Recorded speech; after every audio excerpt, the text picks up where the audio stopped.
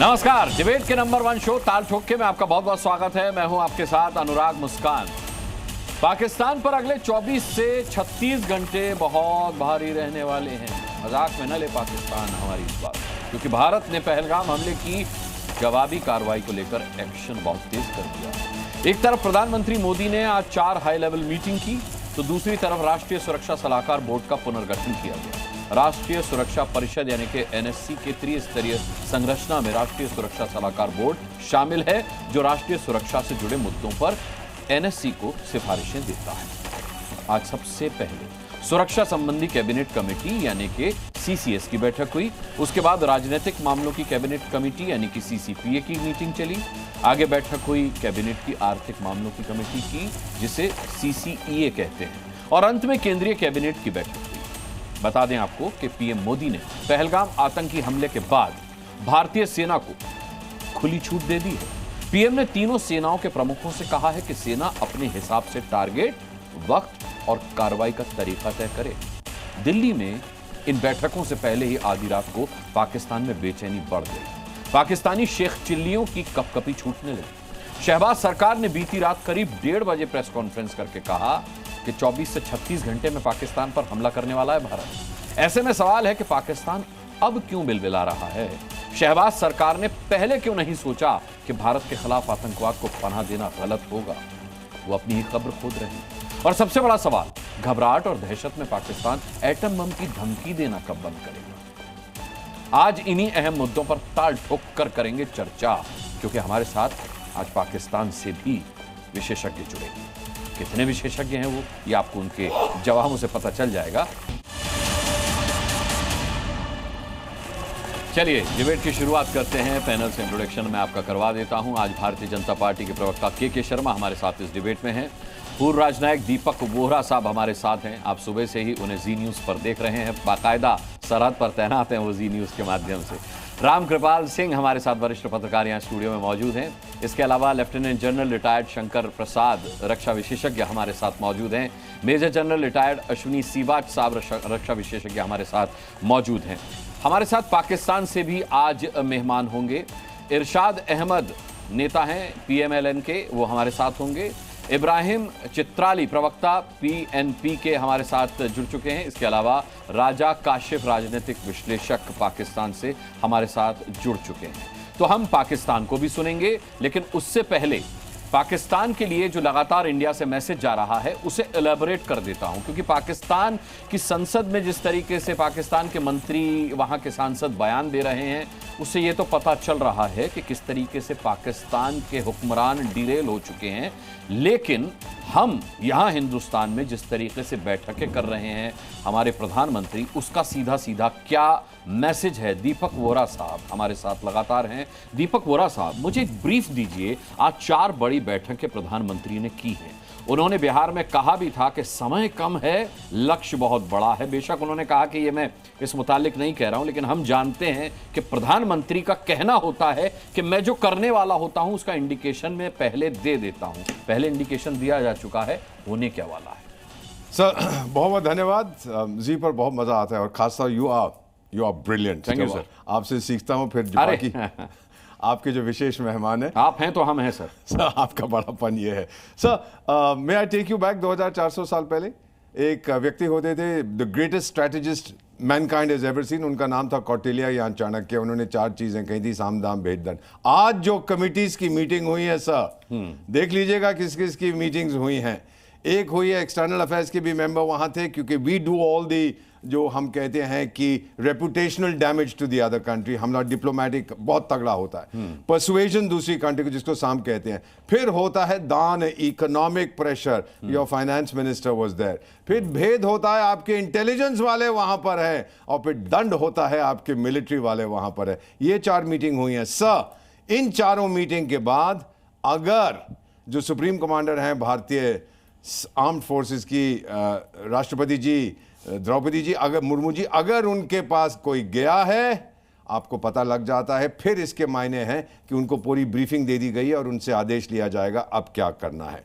पाकिस्तान ने अपनी air space 2 और दिन के लिए बंद कर दी है, डरे हुए हैं कि कहीं हमारे जहाज वहां आके फिर से कुछ ना कर दे। तो वो तो उनके जहाज उड़ रहे हैं। एक खबर आ गई कि एक तो जहाज उनका वहीं गिर पड़ा था अपने आप, जो फ्लाई करने की कोशिश, को चीनी विनी के जहाज था। फाइनली सर मैं एक चीज पढ़ना चाहता हूं ना, I don't know if I should do it, पर ये इनको, इस लड़की से मैं मिला हुआ हूं, इनका नाम है सबीन कयानी। ये अच्छा। एक इनके होते थे आर्मी चीफ अशफाक कयानी। तो उन्होंने एक्स पे पोस्ट किया है कि भारत को मैसेज भेज रही है कि भाई देखिए, नॉर्मल पाकिस्तानी जो इनोसेंट है उनको मत मारिए, अगर कुछ करना है तो ये जो मुल्ला मुनीर है इसके घर पे सीधा हमला करो और इसकी गर्लफ्रेंड के घर पे है ही नहीं। हाँ वो तो है सर, तो घर पर है ही वो तो भाग गया ना, वो तो हमें मालूम है, टर्की। उस पे घर पे हमला करो और उसकी गर्लफ्रेंड के घर पे, और गर्लफ्रेंड का नाम उसने क्या दिया है सर, ये मैं नहीं कह रहा, ये लड़की कह रही है। गर्लफ्रेंड का नाम है Maryam Nawaz. I rest my case. Oh चलिए, अब आपने हवाला देकर के ये बात कही है। बहरहाल आपने सबीन कयानी की बात की, तो मैं के शर्मा जी के पास जाता हूं। और के शर्मा जी अब तक पलवाशा खान से, जो कि बिलावल भुट्टो की पार्टी है, PPP उसकी सीनेटर हैं, वाकिफ हो ही चुके होंगे, उनके बयान से वाकिफ हो चुके होंगे। मैं फिर भी उनका बिल्कुल शब्दशः बयान के शर्मा जी आपको पढ़कर सुनाता हूं और फिर उस पर आपका जवाब चाहूंगा। उन्होंने देश की संसद, मैंने पाकिस्तान की संसद में कहा कि वो दिन दूर नहीं है जब पिंडी का एक सिपाही बाबरी मस्जिद के बुनियाद की पहली ईंट रखेगा और पाकिस्तान के सेना प्रमुख जनरल असीम मुनीर वहां पहली अजान देंगे। मुझे तो हंसी आ रही है। हंस लीजिए पहले कि एक वो सीनेट हैं। हंस लीजिए आराम से। हंस इसलिए पे रहा हूं क्योंकि एक वो पाकिस्तान के मेहमान तो बेमतलब हंसते हैं। आपके पास तो हंसने का एक वैलिड रीजन है सर, हंस लीजिए, मैं छूट दे रहा हूं आपको। मैं इसलिए हंसी आ गई मुझे कि अनुराग जी, क्योंकि जिसका नाम ले रहे हैं कि जो अजान देगा, वो उनकी देश का सेना का प्रमुख का नाम ले रहे हैं। मतलब अपनी देश की सेना प्रमुख की हैसियत उनकी क्या है उनकी नजरों में, ये खुद ही समझ सकते हैं, है ना। उसको एक मुल्ला बता रहे हैं, ये उसकी देश की संसद में उनके सीनेट बोल रहे हैं। ये तो इज्जत है। इसी से आप समझ सकते हैं कि उसे वो किस लायक समझते हैं। वो युद्ध लड़ने के लायक समझते हैं कि देश को कमांड करेगा कि अजान करेगा।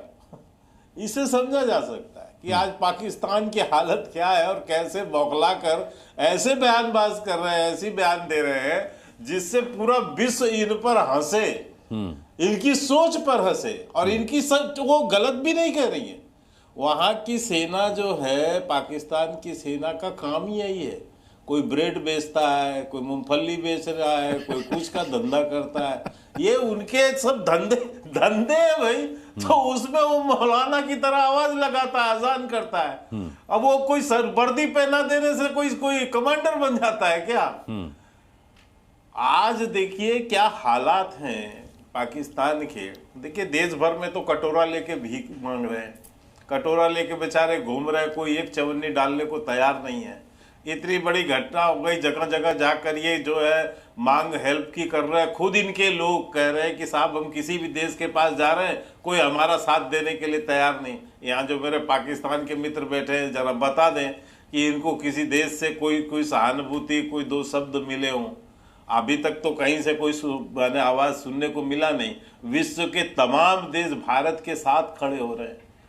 दूसरी बात, इनकी थथराहट इस बात से भी है कि इनको चौतरफा मार है। और मैं बहुत पहले से कहता आ रहा हूं अनुराग जी, आज नहीं 2-3 साल पहले से कह रहा हूं कि पाकिस्तान का हस्र उसकी गृह युद्ध है। इनके यहां वो हालात होंगे जो बांग्लादेश में भी नहीं हुए। जिस ढंग से इनके यहाँ, इसीलिए ये अपना परिवार बाहर भेज रहे हैं कि किसी तरह भैया। और उस समय तो ये एक ही फ्लाइट में चढ़ के भाग जाएंगे सारे, पाकिस्तान छोड़ देंगे इनके लीडर्स और छोड़ देंगे खुले हाथ में। क्योंकि ये इरशाद भाई आ रहा हूं, इरशाद अहमद आ रहा हूं, में पाकिस्तान के कई टुकड़े होना तय हैं।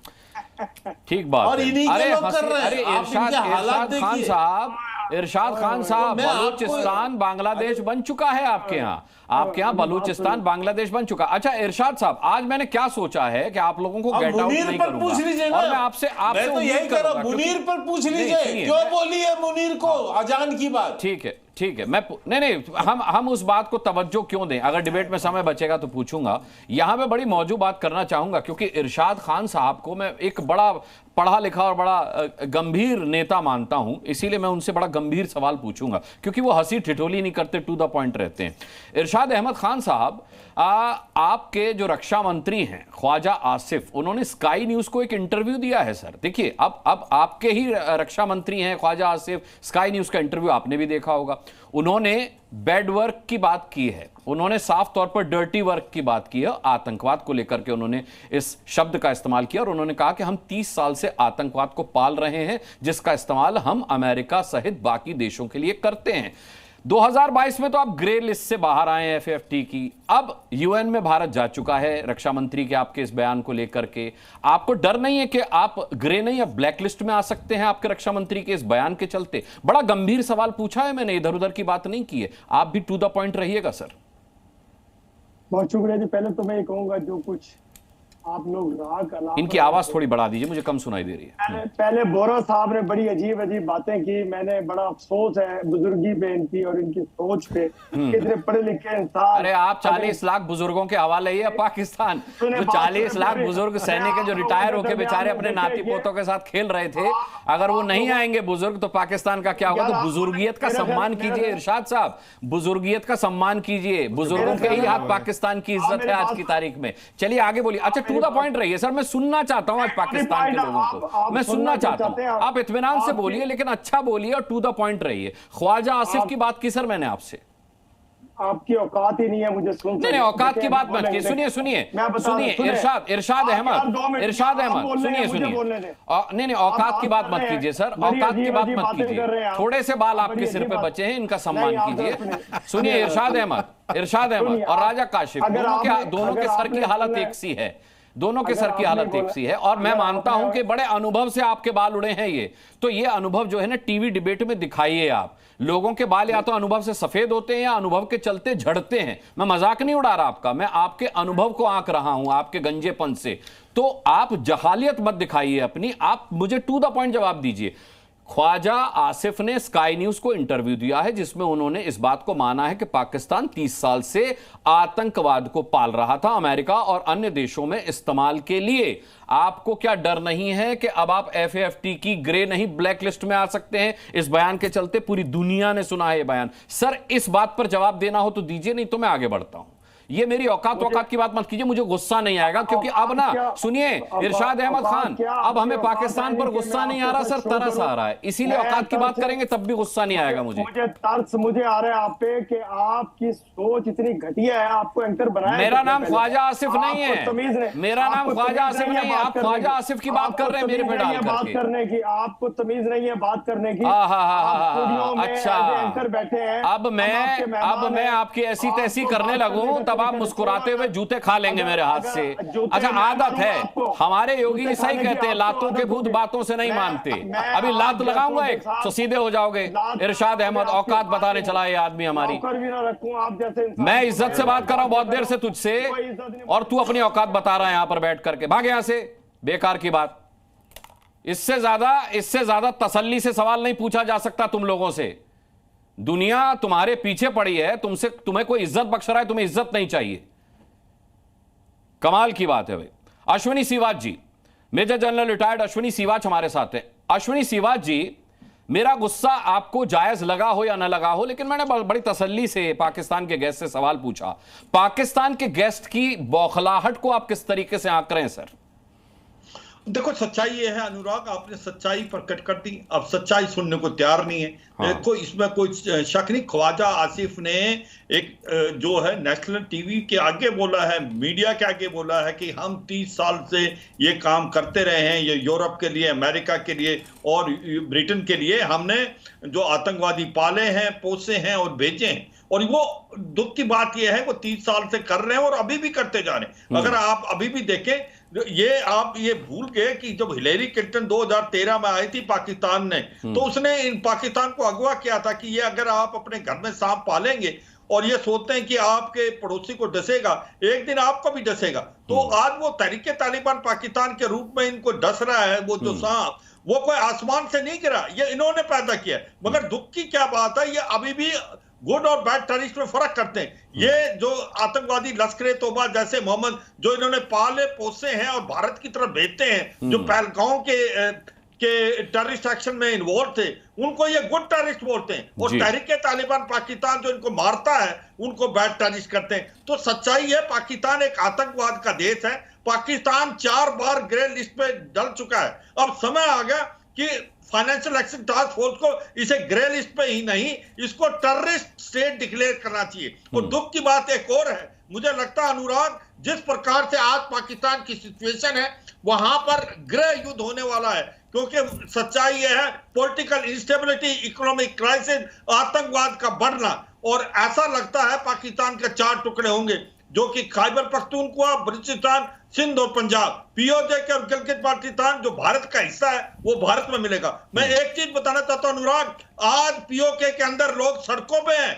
मुजफ्फराबाद, मीरपुर, झांगर, कोटली, ददनियाल, बाग, पाकिस्तान वाला पुंछ, वो भारत में मिलना चाहते हैं। वो कहते हैं कि भारत कहां से कहां निकल गया, हम रह गए 70 साल पीछे, पाकिस्तान को झूठ बोलता रहा, खाने को दाने नहीं, पीने को पानी नहीं। ये कहते हैं, जो आवाज आती, उन्होंने ये बोला कि पाकिस्तान की फौज की जो है कहावत है कि पाकिस्तान की जो फौज है आज तक इलेक्शन हारी नहीं, कोई जंग जीती नहीं। तो यह सच्चाई है, पाकिस्तान की हालात खराब है और इनको समझ नहीं आ रहा करें क्या। और आज इन्होंने F-16 को ग्वादार में छुपा दिए। जो इनका चीफ ऑफ आर्मी स्टाफ है आसिम मुनीर, वो बंकर में छुपा है, किसी को नहीं पता कहां पर है। और ये जो इन्होंने पाले हुए थे, जो हाफिज सईद, मसूद अजहर, सैयद सलाउद्दीन, उनको इन्होंने गायब कर दिया। आज एक खौफ है, डर है, घबराहट है कि भारत कब हमला करेगा। और मुझे लगता है अवाम आज इनके अगेंस्ट है। अवाम कहता है कि जो भी गड़बड़ की ये पाकिस्तान की फौज ने की और नुकसान हमें होगा। क्योंकि सच्चाई है, हर देश के पास आर्मी है, पर अनफॉर्चुनेटली पाकिस्तान में आर्मी के पास देश है। वहां असली पावर इस्लामाबाद नहीं, रावलपिंडी से होती है। ठीक है अश्विनी सिवा जी, मैं लौटता हूं आपके पास। राजा काशिफ बड़ी उम्मीद के साथ आपके पास आए, हालांकि पाकिस्तान से अब कोई उम्मीद भारत को है नहीं, लेकिन आपने सुना होगा मैं इरशाद अहमद खान साहब से बहुत आराम से बात कर रहा था। वो मेरी औकात बताने लगे और तमाम तरह की अभद्रता करने लगे। मैं आपसे चाहता हूं कि आप ये सब मत कीजिएगा, क्योंकि हम आपको इस तरीके की कोई बात नहीं करे, तो आप भी मत बोलिएगा। अब सवाल मैं आपसे बहुत सीधा सा पूछना चाहता हूं सर। ख्वाजा आसिफ ने आतंकवाद 30 साल से पालने की बात कबूल की है। पहला सवाल मेरा यह है कि जो आतंकी संगठन हिंदुस्तान में आतंकी वारदातों को अंजाम देते हैं, क्या यह सच नहीं है कि वो पाकिस्तान में खुलेआम घूम रहे हैं, उनके सरगनाओं को पाकिस्तान में सिक्योरिटी दी जाती है? आप विश्व मंच पर तो यह कहते हैं कि पाकिस्तान भी आतंकवाद का एक दंश झेल रहा है, लेकिन दूसरी तरफ आपके रक्षा मंत्री इस बात को मानते हैं कि वो 30 साल से आतंकवाद को पाल रहे हैं। बिलावल भुट्टो पीपीपी जिनकी पार्टी है सर, उनकी माताजी जो थी बेनजीर भुट्टो, वो आतंक का शिकार हुई, उसके बावजूद वो इंडिया की ईंट से ईंट बजाने की बात कर रहे हैं। आपके यहां एक ट्रेन का अपहरण बलूच आर्मी कर लेती है तो उसको छुड़ाने में आपके पसीने छूट जाते हैं। आप भारत से मुकाबला करेंगे। आपकी मरियम नवाज कहती है कि हमारे पास परमाणु बम है। हमने तो परमाणु परीक्षण किया हुआ है सर। हमारे यहां क्या होता है कि जो दिवाली के पटाखे होते हैं वो सील जाते हैं तो चलते नहीं है। एक बार परमाणु परीक्षण करके देखिए तो सही कि वो बम खोखले तो नहीं है धमकी देने से पहले। क्या जवाब है सर राजा काशिफ? आपका गंभीर चिंतन होना चाहिए, आप लोग मजाक में ले रहे हैं इसको। बड़ी लंबी आपकी तकरीर मैंने सुनी। हाँ, तकरीर नहीं थी, मैं तो आपको बता रहा था आप ही का हाल। जी, आपकी भावनाओं को मैं समझने की कोशिश कर रहा था जी। और सवाल ये है बुनियादी तौर पे जिस पे हम बात करने बैठे हैं, वो ये कि युद्ध शुरू कब हो रही है। वो आप जब मुड़ते हैं कि जी 36 घंटे बाकी हैं। देखें, वो हिम्मत हौसला है तो अब स्टार्ट करें। राजा काशिफ साहब, 36 घंटे की डेडलाइन हमने नहीं दी है। राजा काशिफ साहब, पाकिस्तानी गिर रहा है। ये तो पाकिस्तान की तरफ से आवाज आई है कि 24 से 36 घंटे के अंदर इंडिया हमला कर सकता है। हमने नहीं दी है सर। नहीं की अभी तक। आप अपने शब्द मेरे मुंह में न डालें सर। ये गलतफहमी हो गई है, चलें सुन लें। अरे वाह, आपकी हुकूमत की तरफ से, आपकी हुकूमत की तरफ से ये बयान आया है सर, इसमें किसको कैसी गलतफहमी? उनको गलती हो गई, उनको अंडरस्टैंड नहीं हो रहा कि इंडिया अगले शायद 22 तारीख को हुआ है पहलगाम में, अगले 10 दिन भी नहीं करेगा वो। तो बस इंडिया बैठा है सुकून से। और दूसरा, पहलगाम तो इंडिया का अपना इशू है, वो उसको अंदर बैठ के हल करें। पाकिस्तान से राजा काशिफ, बहुत बहुत बधाई, आपने पहलगाम को इंडिया का अपना इशू तो बताया, वरना कश्मीर को आप अपना बताते हैं। चलिए, आपकी स्वीकारोक्ति पे मैं आपको बहुत बहुत बधाई देता हूं। आपने पहलगाम को इंडिया का इशू माना, आपने पहलगाम को इंडिया का इशू माना। अब ये बताइए, पहलगाम में आतंकी हमले को पाकिस्तानी इशू मानते हैं कि नहीं मानते हैं आप? पहलगाम तो इंडिया का इशू है, ये मैं मानता हूं, लेकिन आप मानते हैं, अच्छा ये मानते हैं आप राजा काशिफ कि आतंकवादी हमला हुआ है, जिहादी हमला हुआ है पहलगाम में? इतना तो मानते हैं? मैं आपसे ये पूछ रहा हूं, पहले ये बताइए, आतंकवादी हमला मानते हैं पहलगाम में जो हुआ है? देखिए, जो बलूचिस्तान में हुआ वो आतंकवादी हमला था। एक आक्रमणकारी था, एक हमलावर थे।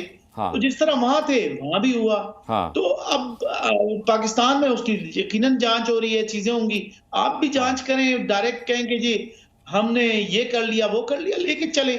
आप ही के यहाँ का मीडिया, आप ही की कांग्रेस कह रही है कि ये इंडिया का, ये बीजेपी के अपने मामलात हैं। अच्छा, दूसरा ये कि बात आपने बड़ी अच्छी की और मुझे बड़ा क्या कहना चाहिए, बड़ा आनंद मिला कि ये 36 घंटे 40 घंटे 1 हफ्ता भारत के लिए अब इशू नहीं है।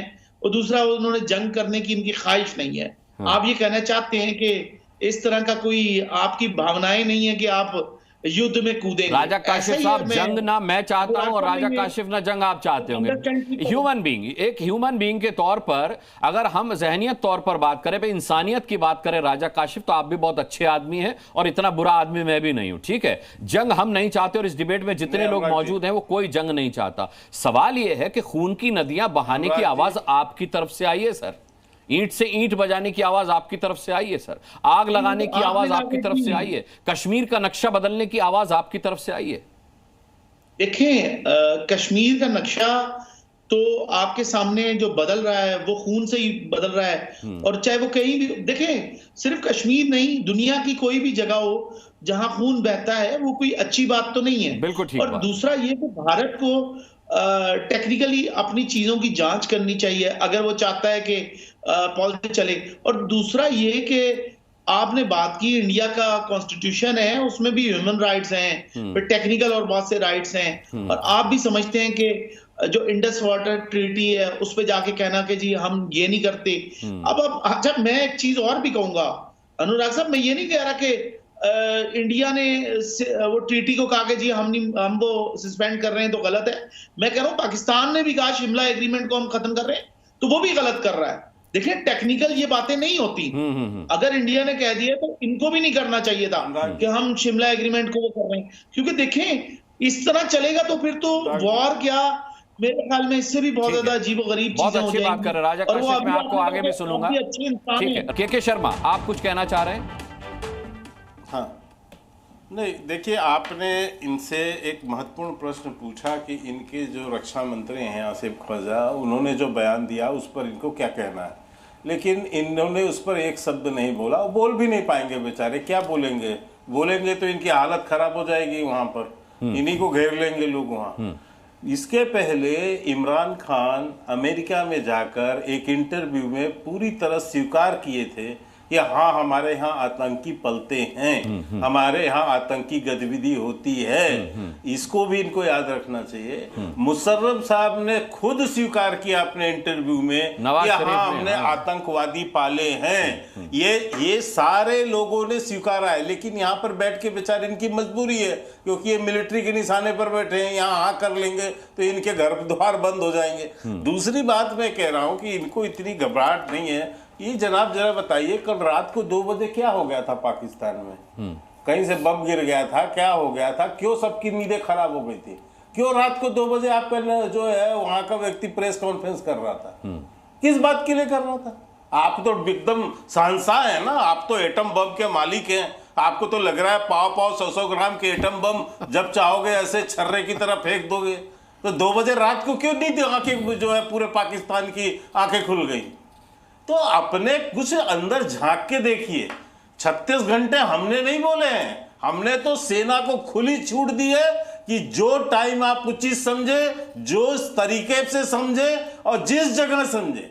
ये प्रधानमंत्री जी ने कहा है कि आपको खुली छूट है, आप एक्शन कीजिए। हमारा जो राजनीतिक नेतृत्व है, उसकी इच्छा शक्ति है, उसने सेना पर और हमारे सेना पर हमको बहुत विश्वास है। हाँ। इसलिए हमने ये छूट दी कि आप जाइए और कार्रवाई कीजिए। और आपके होश उड़े हुए, रोज सदन में बैठ के कभी बम, कभी एटम बम, कभी फलाना बम, एक बैठक करने की हिम्मत नहीं पड़ रही है आप लोग को। एक बात है, इतना नाजुक स्थिति है, आपका प्रधानमंत्री, राष्ट्रपति कहां गया, आपका एनएसए कहां गया, कोई एक बैठक नहीं दिखती आपकी। एक सदन के अंदर बैठ के 40 लोग अपने जो है टेबल ठोकते रहते हैं आप लोग। कोई यहां की बात कर रहा है, कोई वहां की बात कर रहा है, जिसको देखो ऐसा लग रहा है हंसी खिलौना हो गया एटम बम। एक दिन फोड़ के तो दिखाओ, एक टेस्ट करके तो दिखाओ, समझ में आ जाएगा क्या होता है एटम बम। ठीक है, आज जो है ये हंसी मजाक नहीं है, लेकिन मैं आपको बता देना चाहता हूं कि आपने आग के अंदर हाथ डाल दिया है। ठीक है, आपने आग के अंदर हाथ डाला, आप बिना जले बाहर नहीं निकलेंगे आप। हाँ। और उसके लिए आपको कीमत चुकानी पड़ेगी। ठीक है, दोनों बार आपने कीमत चुकाया है, ठीक है, अब भी चुकाना पड़ेगा, ये समझ लीजिए। ठीक है, और 2 बजे रात की बात जरूर बता दीजिएगा। ठीक है, ऐसा कौन सा भूकंप सुनामी आ गया? ठीक है, मेरे साथ lieutenant general retired Shankar Prasad ji भी हैं। मैं उनके पास जाऊं उससे पहले हसन दुरानी साहब आपसे पूछ लेता हूं, क्योंकि अभी के शर्मा ने बात कही है, थोड़ा लाइटर नोट पर ही लीजिएगा इस बात को, क्योंकि पाकिस्तान आजकल जो है भारत की किसी भी बात को मिसाइल समझकर बिहेव करने लगता है, रिएक्ट करने लगता है। तो मैं ये कहना चाह रहा हूं कि रात को 2 बजे अगर आपके वजीर आजम प्रेस कॉन्फ्रेंस करते हैं, आपकी तरफ से प्रेस कॉन्फ्रेंस होती है, तो क्या उन्हें इस बात का इल्म था कि पूरा पाकिस्तान खौफ में जाग रहा होगा, किसी को नींद नहीं आ रही होगी कि पता नहीं कब भारत से हमला हो जाए? इतना विश्वास था उनको कि मेरी प्रेस कॉन्फ्रेंस सुनने के लिए पाकिस्तान जाग रहा होगा? देखिए, अभी जो आपने बात की और लाइटर नोट में अगर आपने बात की तो उसका जवाब इन लाइटर नोट में मैं आपको देता हूं कि हम लोग पाकिस्तान के अंदर जो आम जितने भी शहरी हैं वो अपनी जिंदगी को प्रॉपर तरीके से एंजॉय कर रहे हैं और वो रात को लेट आवर्स तक जागते रहते हैं। और दूसरी बात ये थी कि वो हमारे प्राइम मिनिस्टर की जो प्रेस कॉन्फ्रेंस नहीं थी, वो हमारे इंफॉर्मेशन मिनिस्टर है, उनके ये प्रेस कॉन्फ्रेंस थी। अच्छा, अभी बातें हो रही हैं यहाँ पे, बहुत अच्छी अच्छी बातें हो रही हैं। और इससे पहले जो मेरे पाकिस्तान से जो मेरे भाई हैं उन्होंने बात की, बहुत अच्छी बात की है। और आपने जो बात जो अभी तक जितना भी मैंने जो आपकी पूरी गुफ्तगू जब तक मैंने सुनी है, उसमें ये बताया गया है कि पाकिस्तान इतना बुरी तरह डर चुका है, इतना बुरी तरह डर चुका है। और पाकिस्तान की जानब से मुसलसल आ रहा है कि 24 घंटे बाद हमला हो जाएगा, 36 घंटों के बाद हमला हो जाएगा। दूसरा ये था कि आपने बहुत अच्छी बात की, अभी ये जो हमारे भाई बैठे हैं, आई थिंक ये बीजेपी के वो लीडर है, रहनुमा है, मुझे इनका नाम नहीं मालूम। इन्होंने बात कही है कि हमने तो अपनी फौज को खुली छुट्टी दे दी है कि जब वो अपनी मर्जी से जब मर्जी टाइम डिसाइड कर लें और अपनी जगह भी वो खुद डिसाइड कर, उसका डिसीजन भी वो खुद ले ले। आप गलत शब्द का इस्तेमाल कर गए, खुली छूट हमने दी है, आप कह रहे हैं आपने अपनी फौज को खुली छुट्टी दे दी। नहीं, आपने मैंने ये बात कही है, बीजेपी के जो बंदे नहीं, हमने खुली छुट्टी नहीं दी है, खुली छूट दी है सर। हमने पाकिस्तान की फौज की तरह अपनी सेना को खुली छुट्टी नहीं दी है, खुली छूट दी है। एक मात्रा से बहुत बड़ा फर्क है हसन साहब। चले अब आ गया आपकी जो मात्रा है आपके हिसाब से बिल्कुल दुरुस्त है। अच्छा, मुझे ये बताएं कि आपकी जो नॉर्दर्न कमांड के जो चीफ जो थे उनको फायर क्यों कर दिया? क्या उनकी जानब से ऐसी कौन सी इशू हुआ? क्या वो आपका जो आपने उनको खुली छूट दे दी, चले छुट्टी नहीं, खुली छूट जो आपने दी है, तो वो क्यों नहीं उन्होंने उस पर मनोवन ऑर्डर क्यों नहीं माना? आपने उनको फायर क्यों कर दिया? क्या आप मुझे बता पाएंगे कि आसिम मुनीर कहां हैं? सर फिर मैं इस बात का जवाब दे दूंगा। क्या आप मुझे बता पाएंगे? मेरे पास बहुत से ऑफिशियल स्पोक्स पर्सन है आपके सवाल का जवाब देने के लिए, लेकिन मुझे पाकिस्तान से कोई ऑफिशियल स्पोक्स पर्सन नहीं मिलता। क्या आप बता पाएंगे आसिम मुनीर कहां पर है इस वक्त? वो उनको किसने और कहां फायर कर दिया? बिल्कुल, आसिम मुनीर पाकिस्तान नहीं, आसिम मुनीर साहब पाकिस्तान में। हाँ, ये आपकी ख्वाहिश है। नहीं, ख्वाहिश नहीं है, खबर है कि वो कटोरा लेके तुर्की में पहुंचे हुए हैं। खबर है कि वो कटोरा लेके तुर्की में पहुंचे हुए हैं। चले जो भी आप बात ये है ना, अगर वो चले, ये तो आपके लिए बहुत अच्छी बात है, ये तो आपके लिए बहुत अच्छी बात है कि पाकिस्तान का जो कमांडर इन चीफ जो है आर्मी का वो यहाँ पाकिस्तान में अवेलेबल नहीं है, तो आपको आपकी फौज को तो फौरन से पहले, पर ये तो आपके लिए बड़े दुर्भाग्य की बात है हसन साहब, देश इतने बड़े संकट की आशंका में जी रहा है और आपका आर्मी चीफ नहीं है आपके पास, आपका आर्मी चीफ देश में नहीं है, आपके आर्मी के उच्चाधिकारियों ने अपनी फैमिलीज को अब्रॉड भेज दिया है, फॉरेन ट्रिप पर भेज दिया है। रिलैक्स कर रहा हूँ, ये सच नहीं है क्या हसन दुरानी साहब? ये बिल्कुल झूठा है, ये बिल्कुल झूठा है। आपके ही चैनल के ऊपर अच्छा हाँ, आपने अभी बताया पाकिस्तान में तो रात 2 बजे तक पार्टी चल रही है। हाँ ठीक है, मैं माफी चाहता हूं, आपने बताया कि पार्टी चल रही है। चलिए मैं लौटता हूं आपके पास सर। ब्रेकिंग न्यूज हुई थी, आप झूठ नहीं, पहले इस बात का जवाब देना। अच्छा, आपने ये बात कही है कि वो यहां से उन्होंने अपने बच्चों को बाहर भेज दिया, तो काइंडली जरा फ्लाइट नंबर मुझे बता दे, वो कौन से जहाज? अगर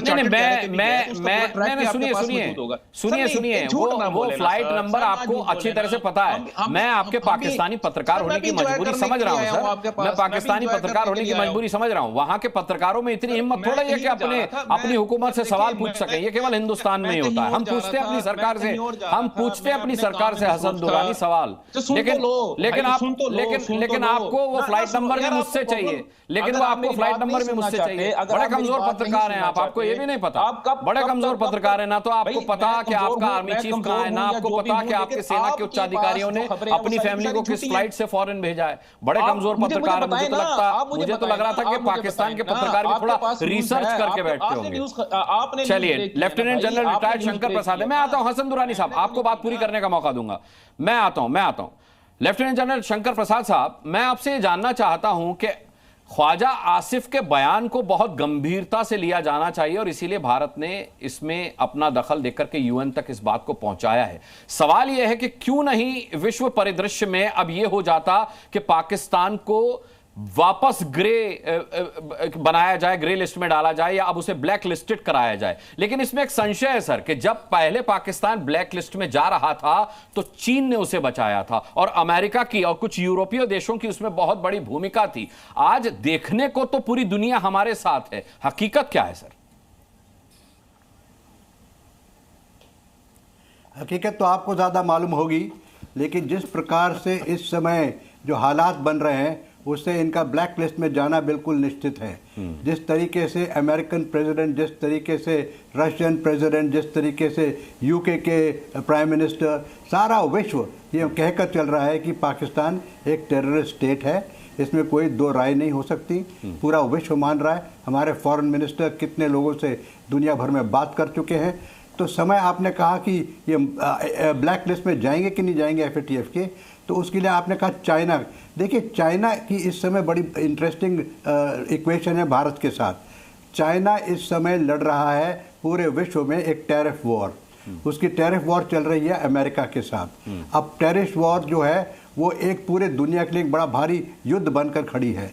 इस समय चाइना का जो सबसे बड़ा इंडिया के साथ डायलॉग चल रहा है वो इकोनॉमिक डायलॉग, वो ट्रेड का डायलॉग, वो टैरिफ का डायलॉग है।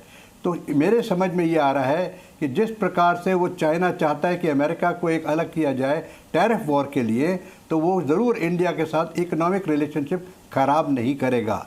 इस समय हालांकि हमारे बॉर्डर इशू उनके साथ अभी सेटल नहीं हुए हैं, लेकिन जब तक कि उनकी ट्रेड की इशू हमारे संग चल रही है, वो चाहते हैं कि भारत के संग और इकोनॉमिक बातचीत हो और ट्रेड हो। तो इसलिए मुझे ये लगता है, गलत हो सकता हूँ मैं, मुझे ये लग सकता है कि इस समय ऐसी हरकत कोई चाइना नहीं करेगा जिससे कि डायरेक्ट एक्शन लगे कि वो बरखिलाफ इंडिया के हैं। ना तो वो FATF में जाने से शायद इसको वीटो करेगा, और ना ही मुझे लगता है कि कोई हथियार एमिनेशन देगा।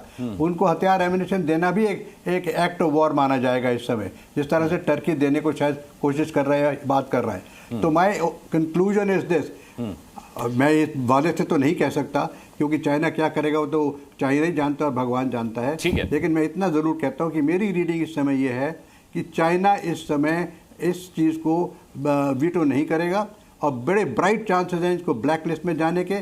ब्लैक लिस्ट में जाने के बाद इनकी और बर्बादी हो जाएगी। जिस प्रकार से इनकी अभी तक छोटी मोटी शायद इन्वेस्टमेंट हुई भी होगी वो सब बंद हो जाएगी। तो पाकिस्तान, आपका सिंपल सवाल का जवाब ये मेरे ख्याल से ये FATF में जाएंगे, सारा विश्व इसको अब सपोर्ट करेगा, कोई इसको वीटो नहीं करेगा। ठीक है, मैं रुक करता हूं रामकृपाल सिंह जी का। रामकृपाल जी, चाइना वीटो करेगा इस पर अब शक नहीं रहा, शक कोई नहीं कर रहे शंकर जी। वो कह रहे कि चाइना शायद इस बार वीटो ना करे जिस तरीके से उसने पहले किया था। लेकिन ये जो टीआरएफ था, जिसने जो सिस्टर कंसर्न है लश्कर तैयबा की, जिसने पहलगाम में हमला किया, इसके आतंकी चाइनीज फोन इस्तेमाल कर रहे थे। इसके आतंकियों के पास चाइनीज सैटेलाइट फोन्स थे, चाइनीज एप्स का इन्होंने इस्तेमाल किया है इस आतंकी हमले को अंजाम देने के लिए। यानी कि परोक्ष रूप से चाइना तो है पाकिस्तान के साथ, तुर्की भी हो सकता है पाकिस्तान के साथ, लेकिन सवाल यह है कि इनका साथ कितना काफी है पाकिस्तान के लिए, या पाकिस्तान को ब्लैक लिस्ट में जाने से बचाने के लिए। अनुराग जी, ये परोक्ष रूप से नहीं, प्रत्यक्ष रूप से चाइना और पाकिस्तान की तो दोस्ती रही ही है।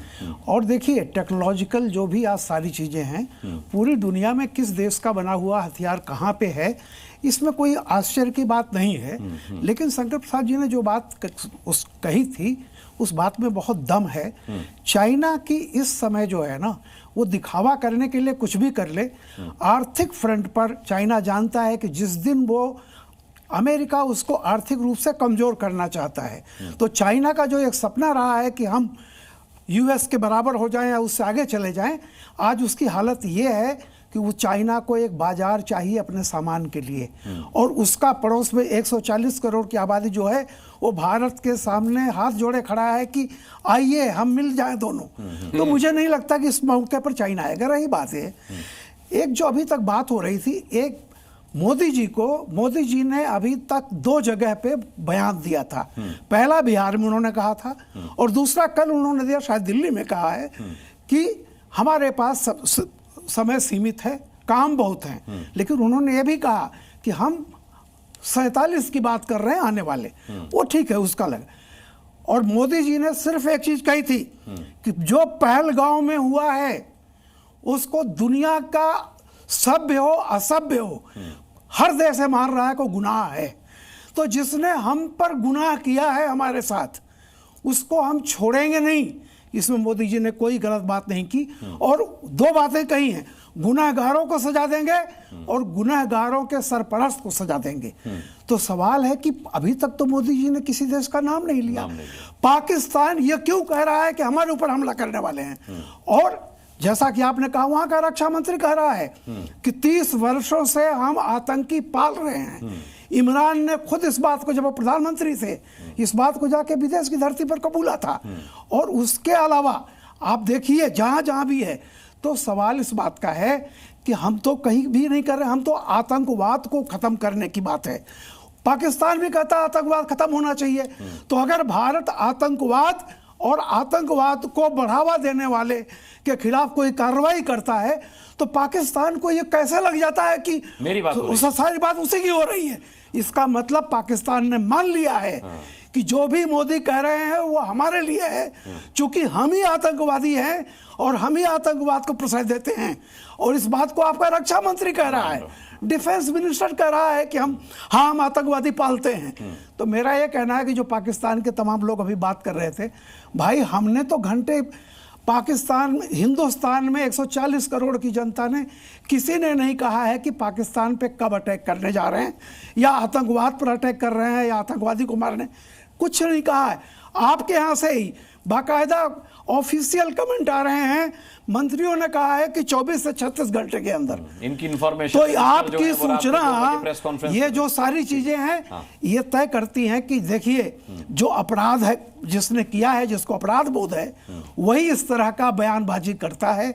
और निश्चित रूप से इतना ज्यादा attack in anticipation is not defence. माफ कीजिएगा, आप लोग जितना भड़बड़ कर रहे हैं, आप लोगों ने उससे पूरी दुनिया को कन्विंस कर दिया है कि पाकिस्तान आतंकवादियों को प्रोत्साहन देता है, आतंकवादियों को पालता पोसता है। इब्राहिम चित्राली साहब हमारे साथ हैं, स्पोक्स पर्सन है पाक नजाती पार्टी के। इब्राहिम चित्राली साहब, सवाल यह कि देखिए, हम हवाले दे रहे हैं और ये हवाले ऐसे हैं कि जिनको आप कभी भी अपने मोबाइल पर चला करके देख सकते हैं। आपके खुद के न्यूज़ चैनल्स में ये बातें हैं। इमरान खान ने किस तरीके से आतंकवाद को कबूला था अपने देश में, परवेज मुशर्रफ किस तरीके से करगिल वॉर का ठीकरा जो है नवाज शरीफ के सिर फोड़कर गए थे कि भैया नवाज शरीफ ने करवाया था वो युद्ध। किस तरीके से वहाँ ज़कीउर रहमान लखवी है, किस तरीके से वहाँ सईद हाफिज सईद है, इसके अलावा वहाँ पर मसूद अजहर है। कौन है ये लोग? अब तो आपके रक्षा मंत्री ने मान लिया है कि 30 साल से पाकिस्तान आतंकवाद को पालता रहा है। कैसे इनकार करेंगे आप आतंकवाद के दाग से अपने दामन पर? कैसे इनकार करेंगे? बहुत शुक्रिया आपने टाइम देने का। मैं आपकी गुफ्तगू गुज़िश्ता 45 मिनट से तसल्ली के साथ सुन रहा हूँ। अब ये उम्मीद करता हूँ कि आप भी तसल्ली के साथ सुनेंगे। सबसे पहले कि जिसको आप आतंकवाद 45 मिनट डिबेट में भी नहीं हुए सर। आप 45 मिनट पहले जुड़े भी नहीं थे और ना मेरी डिबेट को भी 45 मिनट हुए। चलिए बात, हाँ चलिए बोलिए। बर्दाश्त नहीं करेंगे ये जिनको आप आतंकवादी कहते हैं। ये हमारा फख्र है, हमारा गुरूर है, वो चाहे हाफिज सईद हो चाहे मसूद अजहर हो। ये राजा काशिफ सुन लीजिए, राजा काशिफ सुन लीजिए। हसन दुर्रानी, आतंकवाद आपका फक्र है, आतंकवाद आपका फक्र है, आपका अपना नुमाइंदा ये बात कह रहा है। बोलिए, मजा आ रहा है। इब्राहिम चित्राली बोलिए। जो है को दहशतगर्द कहने से दहशतगर्द हो जाएंगे। हाँ। आप ये गुज़िश्ता पूरे प्रोग्राम में आपने ख्वाजा आसिफ का बयान जो है वो हमें मुसलसल सुनाया। आप जो है वो बिलावल भुट्टो का बयान क्यों नहीं सुना रहे? आप जो है वो कब से ये खबर गुज़िश्ता 3 दिनों से ब्रेक कर रहे हैं कि जनरल आसिम मुनीर की फैमिली जो है वो पाकिस्तान कोई जानकारी नहीं दी है। वो तो उठपटांग बोल रहा है। जो जानकारी जिसने दी है वो हम आपका बयान चला रहे हैं ना। आप बोल रहे हैं आतंकवाद आपके लिए फक्र की बात है। हम आपका बयान चला तो रहे हैं, देख तो रहा है, पूरा देश देख रहा है, पूरी दुनिया देख रही है। बोलिए इब्राहिम चित्राली बताइए। आप हमारी तसल्ली का आलम देखें कि हमारे मिनिस्टर रात को उसके जो है वो प्रेस कॉन्फ्रेंस कर रहे हैं। आप सोचें कि हम कितने जो है मुतमईन और कितने जो है रिलैक्स हैं कि हम जो है वो रात को जो है वो उसके हमारा जो है वो कर रहे हैं और पूरी कौम सुन रहे हैं। और ये जनरल साहब यहाँ पे आप बोलिए, ठीक से बोलिए। आप हड़बड़ा क्यों रहे हैं? आप घबरा क्यों रहे हैं इब्राहिम चित्राली? आप एक राजनीतिक पार्टी के नेता है भाई, आपको तो एकदम बिंदास बोलना चाहिए। अब तो आपने कह दिया आतंकवाद आपका फक्र है, शाहरग है आपकी आतंकवाद। बोलिए, अरे कॉन्फिडेंस के साथ बोलिए सर। आप हिंदुस्तान में हैं, यहाँ बोलना, यहाँ ना आवाज दबाई जाती है और ना गला दबाया जाता है, ना सर तन से जुदा किया जाता है यहाँ पर बोलने वाले का। बोलिए, यहां बोलने की आजादी है, बोलिए। आप पाकिस्तान में नहीं बोल पाते होंगे, यहां बोल सकते हैं, बोलिए। और आपने तो बड़ी अच्छी बात कही है कि आतंकवाद जो है आपका फक्र है। ये जिनको आप दहशतगर्द कह रहे हैं, ये हमारा फक्र है, हम इन पर फक्र करते हैं। ये जो है वो ये मेरे मुल्क के शहरी हैं और ये कश्मीर के लड़ने वाले मुजाहिद हैं। आ गया असली रूप ना। यही तो बता दीजिए पाकिस्तान। बहुत बढ़िया। ये राजा काशिफ को आईना दिखाया है, हसन दुर्रानी को आईना दिखाया है इब्राहिम चित्राली ने। बहुत बहुत शुक्रिया इब्राहिम चित्राली, बहुत बहुत शुक्रिया। ये बहुत बहुत शुक्रिया। पाकिस्तान की एक राजनीतिक पार्टी पाक निजाती पार्टी के नेता है इब्राहिम चित्राली, जो कह रहे हैं कि ये हमारा फक्र है आतंकवाद। और वो राजा काशिफ कह रहे हैं कि आतंकवाद तो भारत पालता है, आतंकवाद तो भारत फैलाता है। हसन दुरानी भी मानने को तैयार नहीं कि आतंकवाद से उनका कोई लेना देना है। भाई बड़ी जल्दी, भाई आप तो रिप्लेस कर सकते हैं ख्वाजा आसिफ को। आपको, आपके अंदर तो मैं बहुत पॉसिबिलिटीज देख रहा हूं इब्राहिम चित्राली, पाकिस्तान का अगला रक्षा मंत्री बनने की। मुबारक हो आपको, मुबारक हो, लगे रहिए। के शर्मा क्या कहेंगे? देखिए, ये होता है पाकिस्तान का सच बोलने वाला इब्राहिम चित्राली, जो कह रहा है कि आतंकवाद हमारा फक्र है। शुक्र है आपने मान लिया। ये बिल्कुल सही। आज इसमें कोई आश्चर्य नहीं होना चाहिए इसमें, क्योंकि देखिए आज पाकिस्तान और पाकिस्तानियों की सोच क्या बन चुकी है। ये पिछले 60-70 साल की जो इनके पालन पोषण हुए हैं, उससे ये सोच बनी है। इनके ये युवा हैं चित्राली, और ये शायद दूसरी तीसरी पीढ़ी होंगे आजादी के बाद। तो ये इनकी मानसिकता क्या बनी है कि आतंकी जो है हमारा, जो है इनका मुकुट है, जिसको पूरा विश्व जो है टेररिस्ट घोषित कर चुका है। उसके ऊपर पूरे विश्व, अमेरिका से लेकर तमाम कंट्रियों ने उसे आतंकवादी घोषित किया है। वो इनके लिए इनका सर का मुकुट है, इनका ताज है। तो ये मानसिकता है। इसलिए आज मुझे ये कहने में कोई तो आपत्ति नहीं है अनुराग जी कि पाकिस्तान आतंकी देश नहीं, आतंकियों का अड्डा बन चुका है। ये देश नहीं बचा है, ये अड्डा बन चुका है। और इस अड्डे में इनकी जो सत्ता है वो तो भ्रष्टाचार में डूबी है। और जो इनका शासन प्रशासन भ्रष्टाचार में सत्ता पूरी कठपुतली है और सेना आतंकी गतिविधि में जुड़ी है। एक चर्चा आप कर रहे थे अनुराग जी चीन की, मैं आप मेरे पास समय की कमी है, आज एक जानकारी है, मैं ऐड करना चाह रहा हूं मात्र कि आज ही समय की कमी है, लेकिन आज हमारी डिबेट में पाकिस्तान के मेहमानों ने झूठ भी बोला और सच भी बोला। झूठ ये बोला कि आतंकवाद से उनका कोई नाता नहीं है, जबकि पाकिस्तान की पार्टी पीएनपी के नेता इब्राहिम चित्रारी ने कहा कि आतंकवाद पाकिस्तान का फक्र है। देखिए, ये पूरा देश, पूरी दुनिया देख रही है, अभी किसी से छिपा नहीं है। ये ईमानदारी होनी चाहिए पाकिस्तान के अवाम में, पाकिस्तान की हुकूमत और उनके हुक्मरानों में कि आतंकवाद अगर तुम्हारा फक्र है तो उसे कहो कि वो हमारा फक्र है, पूरी दुनिया को बताओ कि वो तुम्हारा फक्र है, जिससे पूरी दुनिया फिर उसी हिसाब से तुम्हारा इलाज करे। फिर विक्टिम कार्ड मत खेलो कि तुम आतंकवाद के शिकार हो, ये कहो कि तुम आतंकवाद को पैदा करने वाले हो, तुम आतंकवाद के अम्मी अब्बा हो। चलिए, बहुत बहुत धन्यवाद करना चाहूंगा आज सभी पैनलिस्ट का डिबेट में जुड़ने के लिए। आप दर्शकों का भी बहुत बहुत धन्यवाद आज ताल ठोक के देखने के लिए। कल शाम 5 बजे फिर एक बड़ी खबर के साथ ठोकेंगे ताल, पूछेंगे सवाल। तब तक के लिए अपना बहुत बहुत ख्याल रखिएगा। मुझे अभी के लिए इजाजत दीजिए।